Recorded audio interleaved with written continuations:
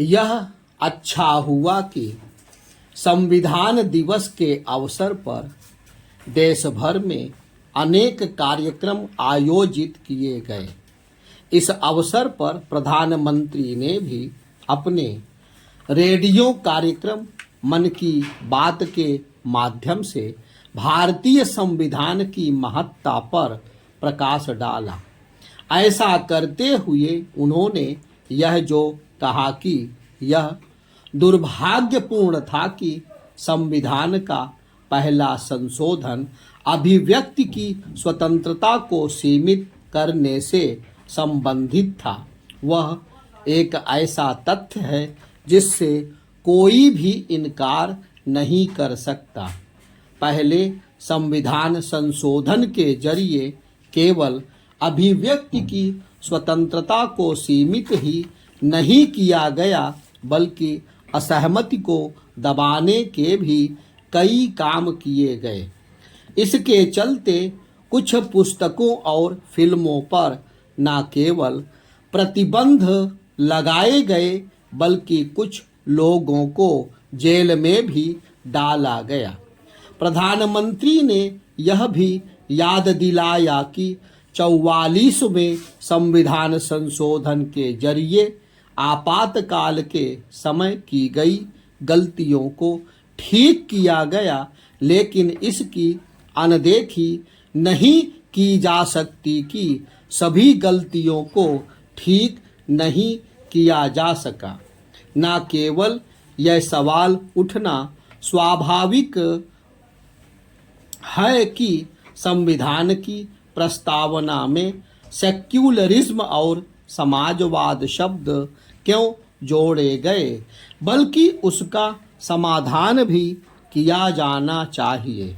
इसलिए किया जाना चाहिए क्योंकि सेक्युलरिज्म की अवधारणा को विकृत करने का काम किया गया और ऐसे तौर तरीके अपनाए गए हैं जो इस तथ्य को कमजोर करते हैं कि संविधान की निगाह में सभी बराबर हैं।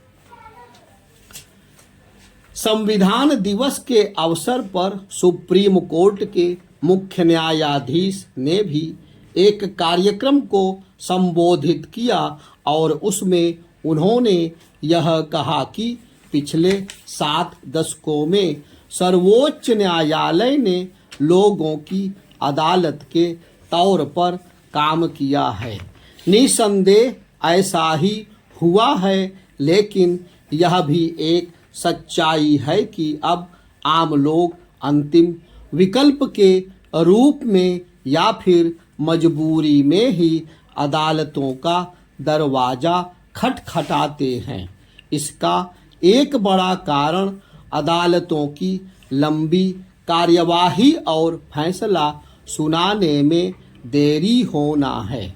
इस बात को तो सभी स्वीकारते हैं कि हमारी अदालतें लोगों को समय पर न्याय नहीं दे पा रही हैं, लेकिन इस समस्या को दूर करने के लिए वांछित उपाय नहीं किए जा रहे हैं।